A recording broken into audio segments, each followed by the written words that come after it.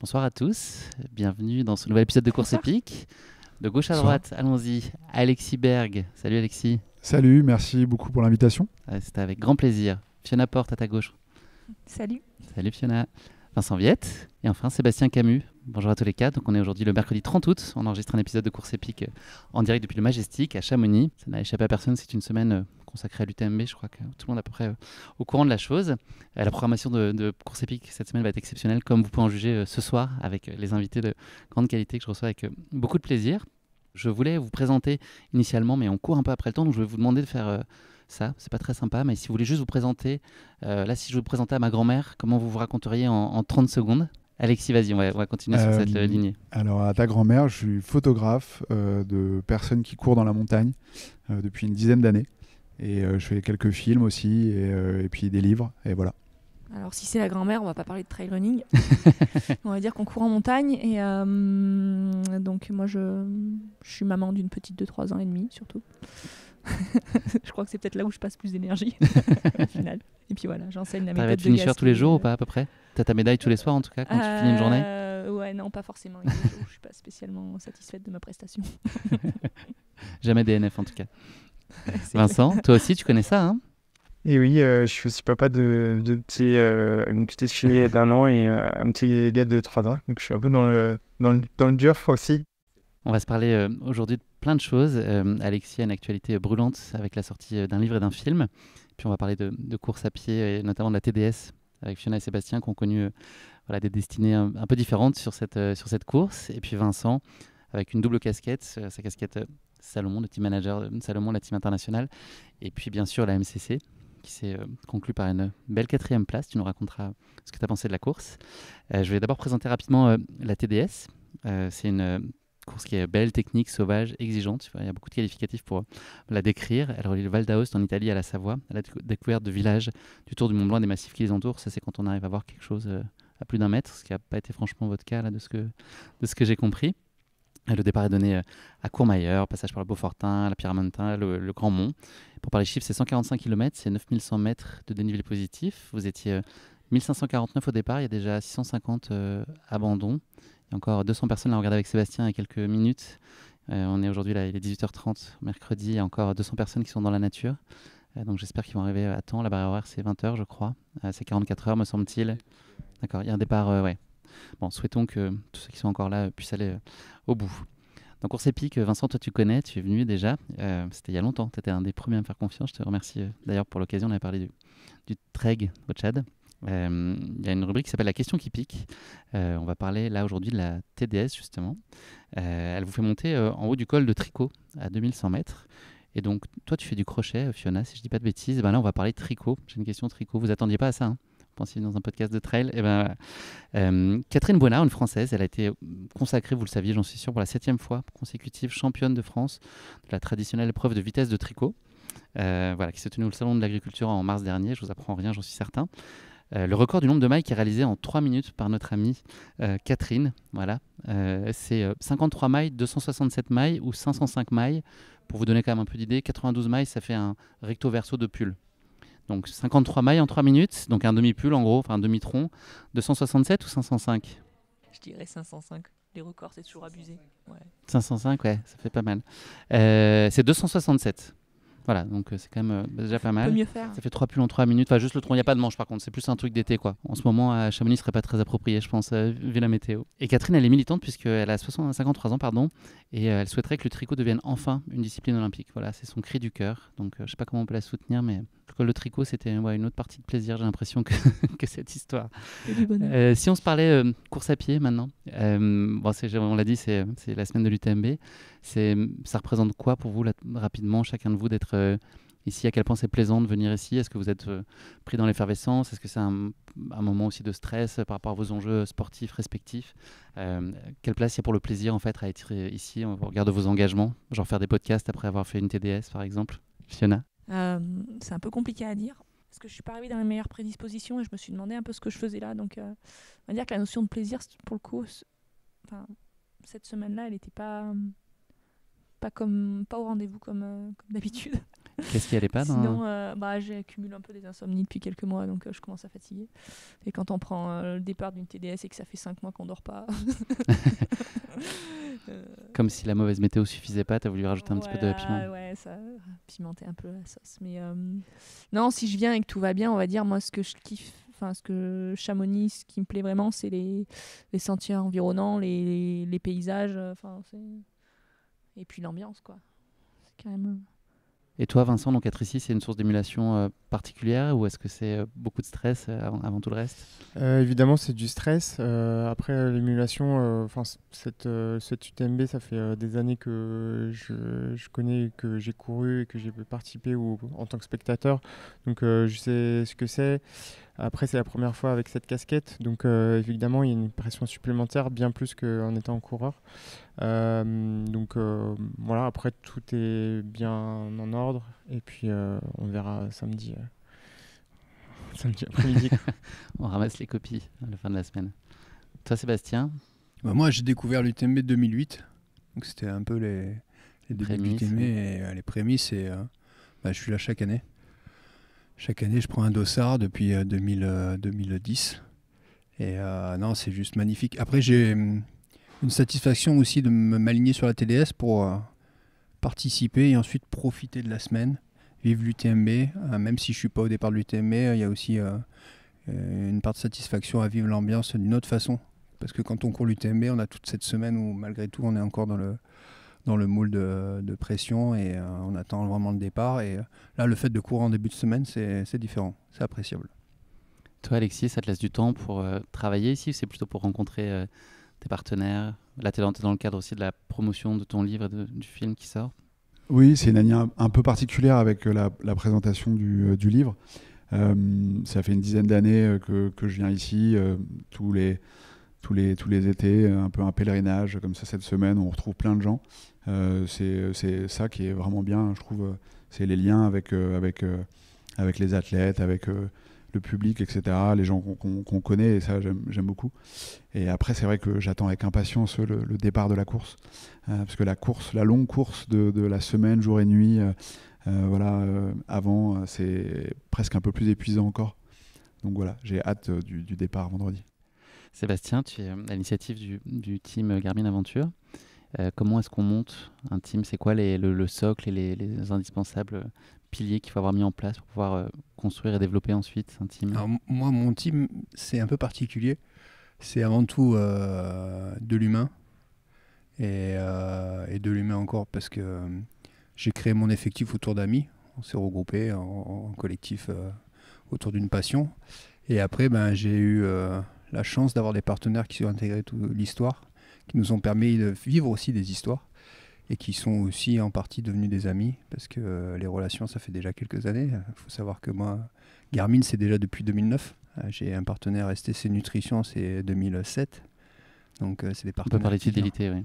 C'est de la fidélité et au final, c'est des personnes que tu côtoies depuis toutes ces années et qui sont derrière toi dans les bons moments et dans les mauvais moments, comme je viens de vivre.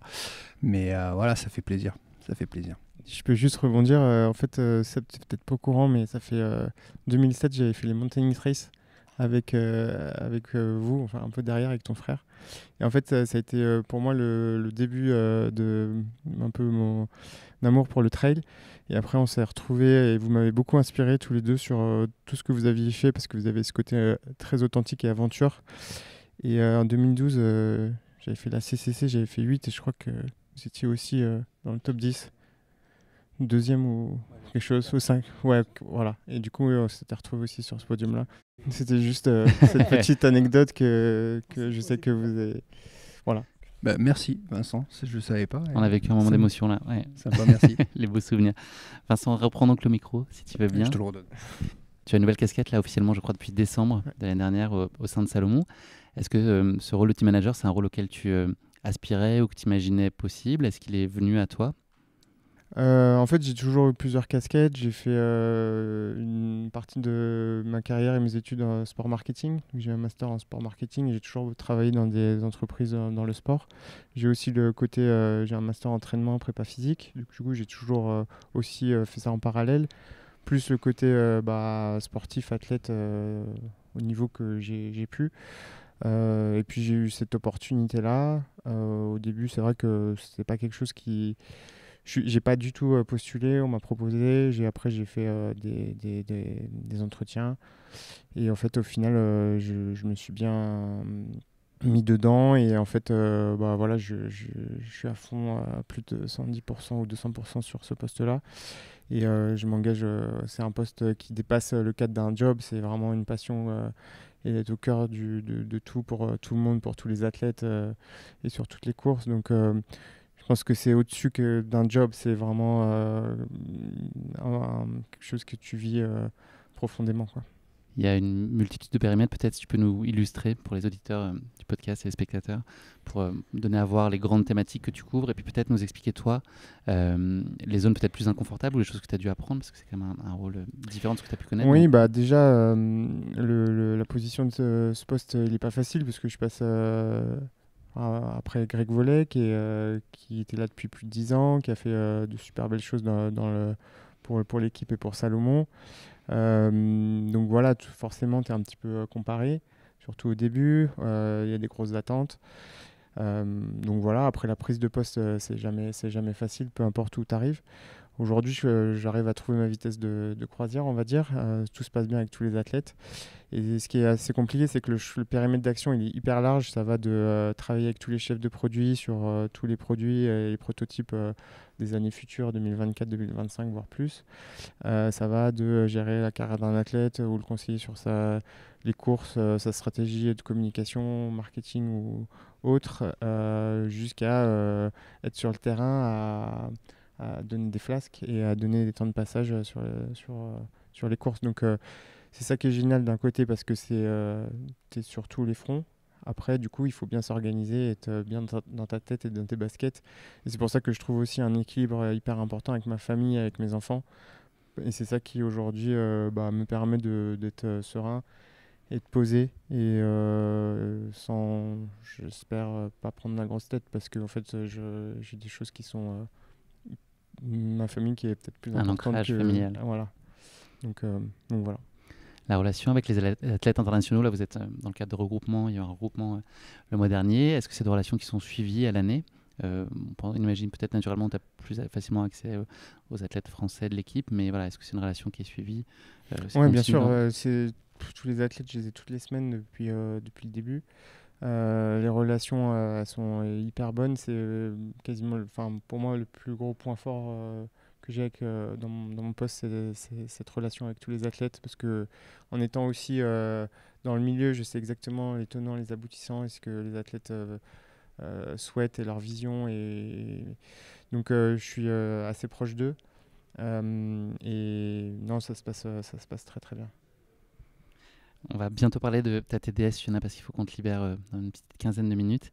Avant ça, petite question pour Alexis. Donc là, on est en pleine sortie de ton livre, de ton film La course en tête, à l'occasion des 20 ans de l'UTMB. Est-ce que c'est un moment qui est intimidant, ce moment-là où d'un seul coup, il ne t'appartient plus et vous le présentez, parce que tu as un co-auteur, Aurélien Delfos, il y a ton frère aussi, Frédéric, et puis Benjamin Steen, que j'apprécie beaucoup, qui ont contribué à cet ouvrage. Voilà, est-ce que c'est un moment de vérité, et puis à quel point il est intimidant peut-être ? Non, intimidant, non. C'est plutôt un soulagement, déjà d'avoir terminé. Parce que ça a été un peu un long voyage, comme le sont un peu tous les livres.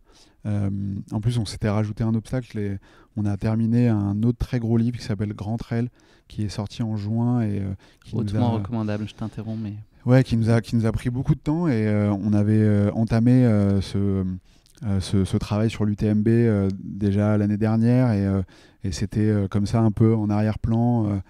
Un projet en fait quand même assez ambitieux, au sens où notre idée de départ, c'était d'aller retrouver et d'aller chez chacun des vainqueurs, hommes et femmes, 12 femmes, 10 hommes, vainqueurs de l'UTMB depuis 2003. Il a fallu aller aux États-Unis pour aller retrouver les 4 américaines, les 4 premières américaines. Après, on allait voir Cathy Schild, c'est plus facile, c'est dans le Mercantour. Il a fallu aller voir Kilian en décembre en Norvège. Il a fallu aller voir Marco Olmo chez lui, aller voilà, c'était vraiment quelque chose de... En fait, là, vraiment, pour nous, le livre, c'est le résultat, mais ce qui est le souvenir qui restera, c'est ces rencontres-là. Des très longues interviews, des personnes que parfois on connaît depuis longtemps. Il y a des athlètes que je côtoie, et c'était à la fois très intéressant de prendre le temps avec eux, de remonter un petit peu des souvenirs et de les faire parler de choses qui finalement, même si l'UTMB c'est une scène très éclairée, il y a plein d'histoires un peu qu'on oublie, des personnages dont finalement on a pris un peu pour acquis leur présence, et en fait prendre un temps très long avec eux, c'était vraiment super. Et en fait après, ce qui est très dur, c'est le très long travail de faire 512 pages avec 1 million de signes, c'est-à-dire c'est l'équivalent d'un roman de 800 pages, et on a écrit ça en quelques mois, et du coup ça a été un peu notre sprint ultra en même temps, et donc pour te répondre, c'est un soulagement d'avoir fini, et c'est un plaisir maintenant de rencontrer les lecteurs. Qu'est-ce qu'ils vous disent quand ils l'ont entre les mains? Alors pour l'instant, ils n'ont pas le temps de le lire, mais parce que c'est vraiment un long livre. On n'a pas encore vraiment de lecteurs qui ont pu le lire, mais les gens reconnaissent qu'on a fait aussi un travail sur l'objet. C'était le but de faire un beau livre, et donc on est vraiment content. On a aussi la chance d'avoir pas mal de vainqueurs. Je crois qu'il y en a 15 cette semaine qui sont à Chamonix, et donc on est très content de les revoir. C'est vraiment c'est presque un peu émouvant, quoi.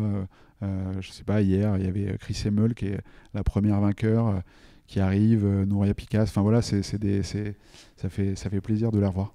Fiona, on va parler de ta TDS, juste pour savoir pourquoi ton choix s'est orienté sur cette course qui qui est très certainement moins exposée que l'UTMB. Et puis nous en parlons un peu plus des dispositions dans lesquelles tu es arrivé. Tu nous as parlé de ta fatigue latente avec des insomnies, mais il y a quand même eu des performances très jolies à la Maxi Race et au Lavaredo. Comment tu as abordé cette course-là, et puis à quel point les conditions qui ont été annoncées ont pu changer la donne et ton envie d'y aller? Alors moi, la TDS, si je l'ai choisie, c'est parce que j'ai un petit peu à cœur le massif du Beaufortin.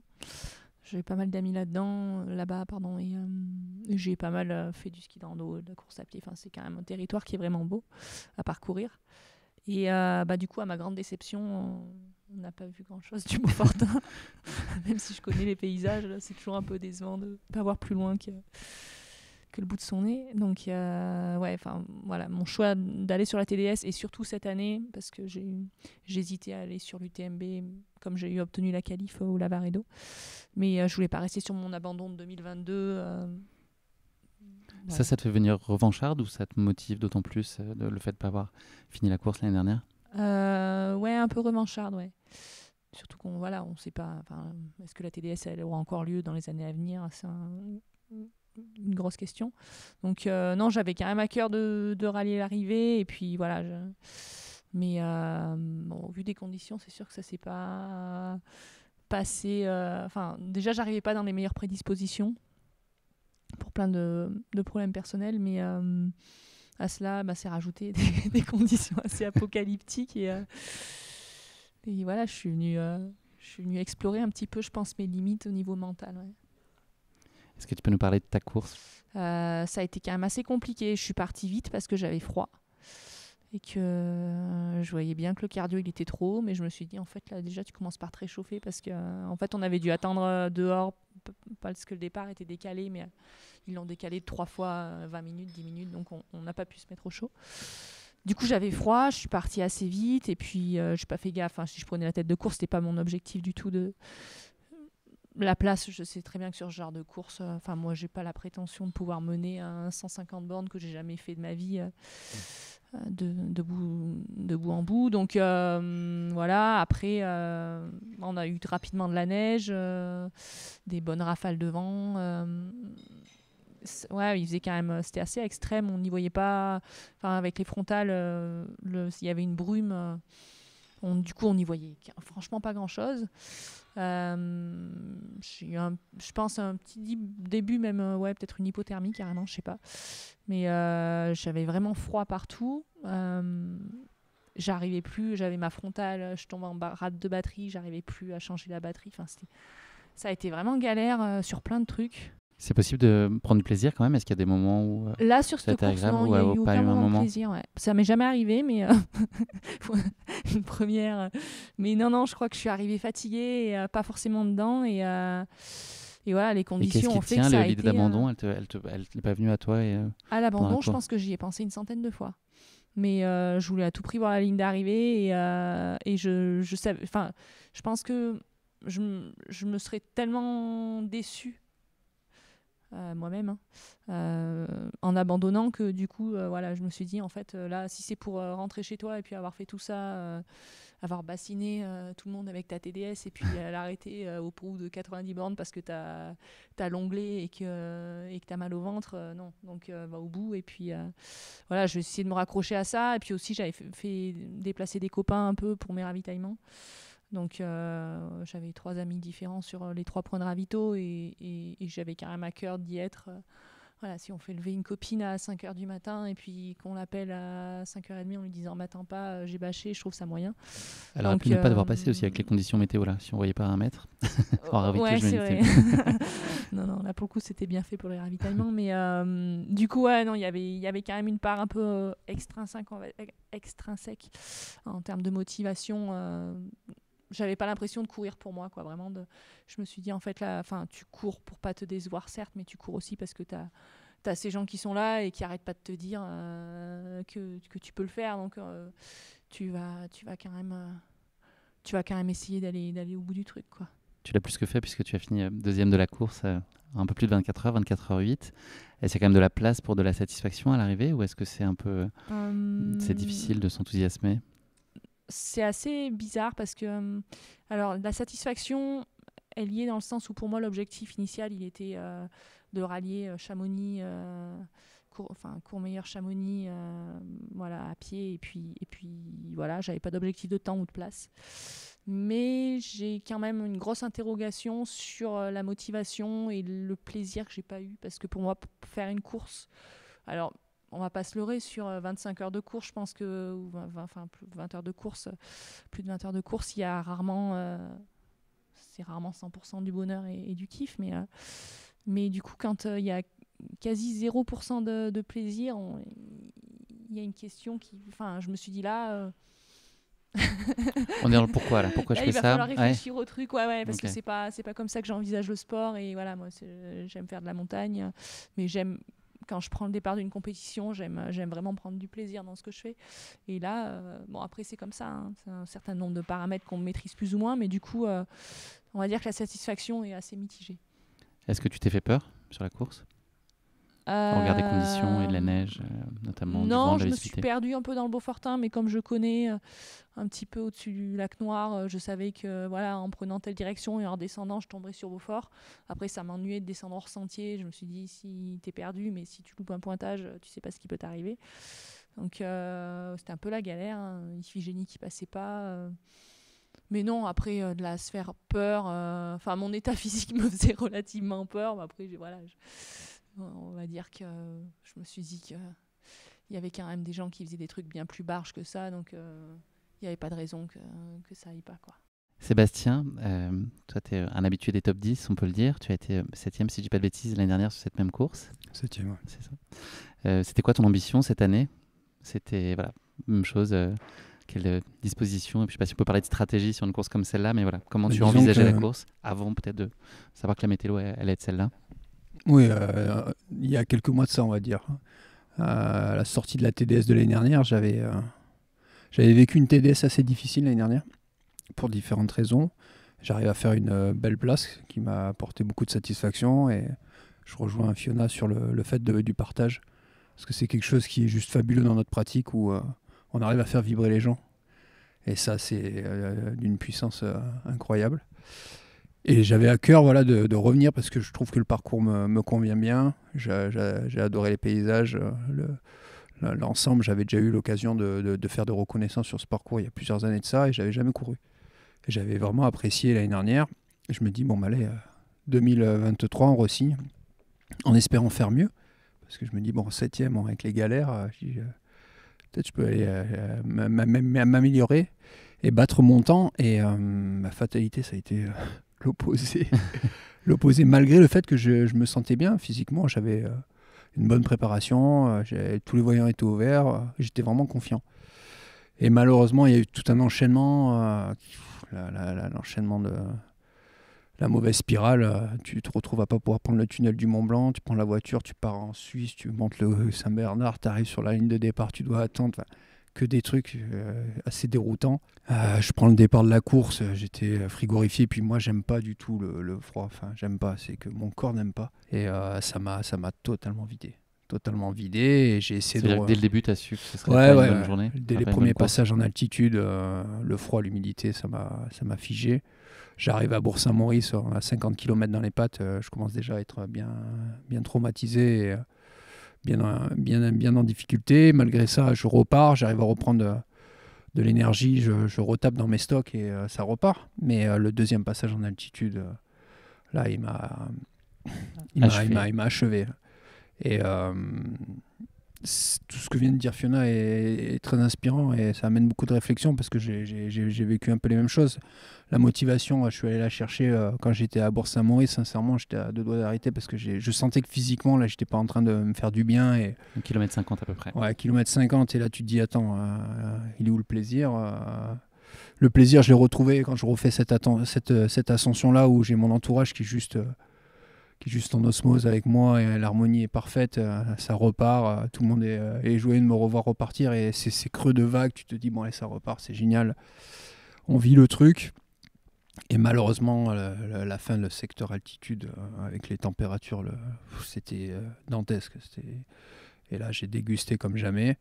Pourtant j'étais couvert, j'avais 5 couches sur moi, enfin le truc impensable. Et donc je suis arrivé à Beaufort, là je sentais réellement que j'avais vraiment tout donné. Et j'avais ma femme à l'assistance et je dis écoute, retrouve-moi à Haute-Luce parce que je sens vraiment que ça va pas bien. Si je fais un malaise, un truc, là je suis vraiment en train de vider les batteries. Et je suis arrivé à Haute-Luce comme j'ai pu. Et là j'ai dit bon ben voilà, je suis vraiment allé au bout. Je pouvais plus me dire bon t'as bâché. Quand on se retrouve à devoir rendre le dossard, il y a toujours une part d'amertume de dire mais t'aurais peut-être pu, ça aurait pu revenir. Là, au final, je savais très bien qu'en faisant la section Beaufort-Haute-Luce dans l'état où j'étais, je savais que c'était terminé et je suis vraiment allé au bout de moi-même. Bon, c'est toujours très, très, très difficile de se faire découper ce petit morceau de dossard à un ravitaillement, mais là, voilà. La fatalité cette année, c'était pas bon pour moi. Je vais encore avoir ce petit goût en bouche pendant un petit moment. Petit goût d'amertume. C'est quoi ton tempérament face à ça là ? Est-ce que c'est très vite, la façon de se remobiliser, c'est de se relancer sur un objectif très tôt, même s'il n'est pas là demain, mais en tout cas de se reprojeter rapidement sur notre chance ? Moi, j'ai pas d'objectif sur les quelques mois à venir, donc j'avais pas de plan B. Pour moi, j'avais tout planifié pour ma TDS. Tout s'était parfaitement enchaîné. J'avais vraiment ça en focus. J'étais motivé là-dessus. Les 10 derniers mois, c'était focalisation sur la TDS. Donc quand tu te retrouves à devoir abandonner, c'est là que c'est très difficile parce que tu n'as pas de plan B.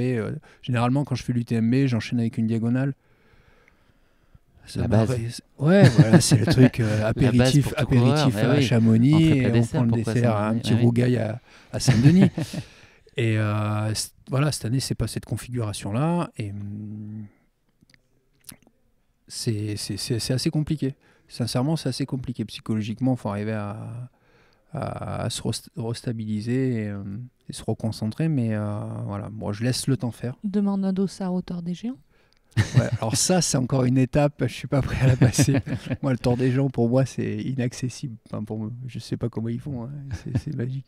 C'est magique, hein. Mais moi, je me sens pas du tout capable d'enchaîner un Tour des Géants. C'est impossible. Fiona, avant que tu nous quittes, de quoi va être faite la fin de ta semaine là, j'imagine que ça va être dodo là, rapidement. Et puis à plus long terme, est-ce que là, tu arrives à te projeter, ou compte tenu de ce que tu viens d'évoquer, ton ressenti là sur la course, là tu n'es pas là-dedans là? La fin de la semaine, ça va être axé famille. Comme ça, je déconnecte un petit peu du trail running parce que je suis venue déjà, j'avais pas trop envie de courir, donc je pose les baskets un peu. Et non, sinon après me projeter, ce matin j'ai eu mon entraîneur au téléphone, je lui ai dit on se rappelle dans 3 semaines parce que là j'ai besoin de débrancher. Et voilà, si l'envie me prend de re-signer pour un Templier, mon rendez-vous annuel, pourquoi pas. Pas super original la nana, mais ouais voilà. Tu te donnes le temps. Ouais, là j'ai honnêtement pas envie de me projeter sur sur du trail running. J'aurais presque envie de chausser les skis, mais je crois qu'il n'a pas encore assez neigé, donc on va patienter tranquillement. Mais ouais, non, de la compétition en trail running, là, c'est pas, on va dire, dans mes priorités. J'ai besoin de me refaire un peu. Fiona, merci. Je vais te libérer, tu vas être en retard. Profite quand même de ta cérémonie. Merci. Une remise de prix, ça célèbre, Bravo, ça se fête. Fiona, quand même. Ouais, Deuxième. immense bravo, bien sûr, une deuxième place sur une TDS. Et bravo à Marilyn Nakache aussi, qui a fait une très belle course. Salut Fiona. On glisse, on translate. Ça vous dit, Vincent, de faire un petit mouvement, une petite chenille Vincent, je voulais qu'on parle de ta MCC, c'était il y a 2 jours. Tu t'en souviens encore, il s'est passé tellement de choses depuis.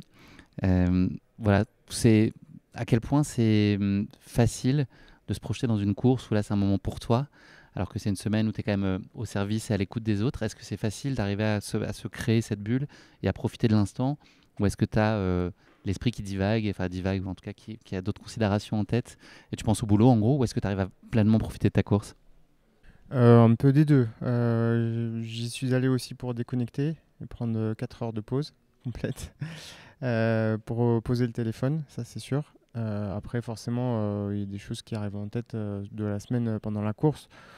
Après honnêtement c'était plus pour participer à la fête. J'ai donné ce que j'avais sur la course. Et puis voilà, c'était vraiment pour participer. J'adore cette semaine UTMB. Elle est en début de semaine, c'est pas mal. Voilà, c'est en début de semaine. Après, comme ça, je suis libre et tout. Et aussi, c'est parce que je fais Wilsh Trouble, une TB Series là, le 15 septembre, dans 15 jours. Et je fais le 115. Du coup, c'était aussi pour mettre une petite course quand même, un petit 40 km avant et pas rien faire de la semaine. Donc voilà, il y avait plein d'objectifs, mais en tout cas, ça m'a fait le plus grand bien. Et j'étais super content de faire cette course avec tous les jeunes. Même si, évidemment, j'aurais bien aimé faire la TDS ou l'UTMB, ça c'est sûr. Mais c'est pas grave, je suis super content. Si tu pouvais nous partager ta course dans les grandes lignes, donc l'ascension globalement, Forclaz, Balme, compliqué. Ça, tu as fait une deuxième partie de course plus à ta main. Moi, j'avais pas les meilleures sensations en montée. Surtout qu'en plus, les petits jeunes devant, ils vont très vite sur des courses comme ça. Là, je commence à sentir le poids des âges, de l'âge. Voilà. Non, faut jamais y faire référence à ça. Sinon, parce que du coup, ouais, je vais avoir 40 ans cette année. Mais bon, après, j'y suis allé aussi. On a plus d'expérience, donc je savais qu'il fallait être solide sur la fin de course. Je suis aussi assez solide en descente. Du coup, j'ai joué là-dessus. Les petits jeunes, ils n'ont pas encore toutes les qualités musculaires qu'il faut. De tonton Vincent. donc voilà, j'ai joué absolument sur mon expérience et qualité que je connaissais. Je pense que Seb, tu connais bien. Et voilà, et c'était super fun. J'ai bien aimé. Et puis en plus, c'était cool. J'aime bien les conditions un peu dures là. Surtout sur 40 km, tu sens rien en vrai. Ça chatouille un sur peu la à TDS, Balme et puis tu redescends, je peux tu comprendre, rebascules. mais là sur 40 km, c'était plus fun d'avoir de la neige au col de Balme qu'autre chose, en tout cas pour moi. Donc non, c'était cool. J'ai bien profité. Elle a rempli son rôle, cette course. Exactement ce qu'il te fallait. Ta petite Exactement, respiration. c'était très bien. Parfait. Alexis, on va parler à nouveau de ton livre. La singularité dans ton travail, tu vas la chercher où? C'est quoi le cahier des charges que tu t'imposes quand tu te lances dans un projet? Là, dans le cadre de ce livre, et de manière générale, qu'est-ce que tu cherches à faire? Au regard de ton exigence, je pense que tout le monde mesure. C'est quoi ce qui est important pour toi pour que tu sois fier d'un ouvrage, quel qu'il soit? Il y a plusieurs dimensions parce que on va dire que je pourrais séparer la partie un peu visuelle, les photos qui sont un prolongement en fait de ce qui est mon métier principal de photographe, et les livres c'est un peu ma manière à moi de poursuivre un peu quelque chose sur des temps longs. À chaque fois que je photographie une course,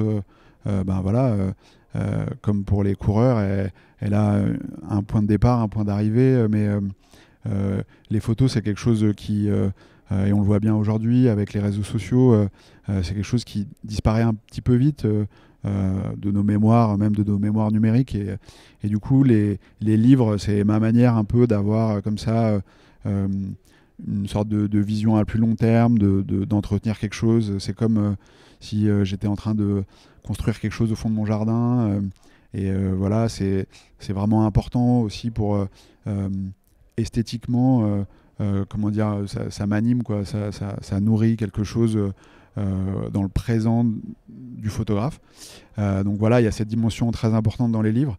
Et après, c'est aussi une histoire de curiosité et d'envie de raconter des histoires et de, pareil, un peu prolonger des rencontres qui des fois sont un peu éphémères, et donc partir sur des livres comme on l'a fait plusieurs fois là, ces dernières années, comme Les Finisseurs, où on part sur 2-3 ans de voyage, d'écriture, de recherche, de rencontres. C'est des projets, et aussi il faut le dire, c'est des projets collectifs. Je fais pas ces livres tout seul. Il y a depuis le début beaucoup de ces aventures-là que je partage avec mon frère. C'est aussi une manière, et je pense que ça résonnera aussi des choses pour toi. Voilà, c'est quelque chose d'important. Ça donne une valeur supplémentaire de le faire avec des gens. C'est d'ailleurs vrai, en fait. Voilà, maintenant, là, cet été, par exemple, je photographie. J'ai suivi Courtenay là, sur plusieurs de ses courses, et c'est pareil. Vincent qui est à côté de moi, c'est aussi important pour moi, en fait, de partager cette partie de travail là avec des gens, de vivre des moments. Par exemple, on était tous les deux à la Western States, et je pense que c'est des souvenirs qu'on n'oubliera jamais. Et c'est des souvenirs qu'on n'oublie pas parce qu'on les a partagés, parce qu'ils ne sont pas juste un espèce de petit trophée personnel qu'on garde comme ça dans un coin. Et donc voilà, j'ai complètement divagué, je me suis éloigné de ta question, mais c'était pour dire que voilà, les livres, c'est une manière un peu de remplir et de trouver un peu une place pour toutes ces choses qui partent en l'air sinon, et qui ont tendance un peu à nous échapper. Et voilà, et c'est ce que j'essaie de faire. J'adore aussi les choses très courtes, présentes et un peu urgentes, de voilà, faire des images et de devoir courir un peu et de passer une nuit blanche dans l'urgence, et c'est super aussi. Mais le temps long, je pense que c'est aussi celui qui est cher aux coureurs d'ultra. Et ben voilà, cette part un peu presque existentielle qu'on a voilà, à étendre un peu les distances, à ralentir. C'est aussi ce qui m'anime. Et est-ce qu'il y a cette idée de se rechallenger, en fait, des athlètes que tu as pu suivre ou des lieux que tu connais par cœur? Est-ce que c'est difficile pour toi de te réinventer finalement? Est-ce qu'il y a vraiment, ça te demande beaucoup de ressources, et puis où tu vas les chercher pour finalement, quand tu es avec Courtenay, faire des choses qui soient différentes et qui restent quand même ta patte et ton esprit? Ouais, en fait, je trouve c'est assez facile pour moi d'avoir toujours un petit peu une sorte d'envie renouvelée. Ça fait une dizaine d'années que je viens à l'UTMB. Je ne suis pas vraiment lassé parce qu'il y a toujours des choses qui nous surprennent, et c'est toujours un peu l'inattendu, quoi. Et ça, c'est... non, je suis rarement lassé par ce métier-là, qui est aussi... genre un métier très agréable, qui est d'aller passer du temps en montagne. C'est des moments, moi, que j'aime beaucoup, en fait. Les courses, par exemple, c'est vraiment ce que je préfère. Et donc ouais, non, c'est vraiment la partie il y a une notion de plaisir importante. Dans le livre, Alexis, il y a des photos de coureurs avant et après l'UTMB. C'est quoi le point commun qu'il y a entre ces deux photos pour chacun? Est-ce que tu en vois un? Alors ouais, c'est vrai que dans la course en tête, il y a un projet photo que j'ai un peu présenté comme étant un avant-après, un peu classique. C'était une manière un peu simplifiée de présenter la chose. En fait, mon vrai projet n'a jamais vraiment été de faire un avant-après pendant l'UTMB. J'avais envie, en fait, de convoquer comme ça un nombre assez important de coureuses et de coureurs d'origine très diverses, de plein de nationalités, une grande variété d'âge. Il n'y a que 10% de femmes au départ de l'UTMB. J'ai complètement renversé ça, et j'avais la moitié de participantes à ce projet-là. Et vraiment, l'idée, c'était de porter un regard aussi assez neutre, même s'il était, du coup, il y avait ce biais-là dans l'invitation, de regarder, en fait, presque un peu comme pourrait le faire un sociologue, mais je dis ça avec vraiment voilà, ça reste juste de la photo, hein, mais j'avais envie comme ça de regarder les coureuses et les coureurs Et oui, je les ai regardés avant-après, mais c'était au fond quelque chose de... C'était pas vraiment mon ambition de juste mettre ce que finalement on fait assez souvent, un peu la dramaturgie de oui, les visages sont fatigués, etc. En fait, j'ai quasiment essayé de m'éloigner de ça, de sortir un petit peu de ce qui pourrait être un peu une mise en scène pour regarder un peu une forme de réalité. C'est toujours une forme de réalité un peu subjective aussi. Alexis, tu as le livre qui est à portée de main, là, à 2 mètres de toi. Est-ce que tu pourrais juste montrer comment on a la caméra, on en profite? Hop. Voilà, si tu veux nous présenter. Donc c'est 500 pages, tu nous l'as dit. C'est 512 pages. Et au dos, en fait, il y a un peu l'essentiel, il y a une liste. Et cette liste, c'est un peu ça, la colonne vertébrale du livre, c'est les 22 noms. Et là aussi, ce qui est incroyable, ce qui a été incroyable pour nous, c'est que il y a 12 femmes qui ont gagné l'UTMB et 10 hommes.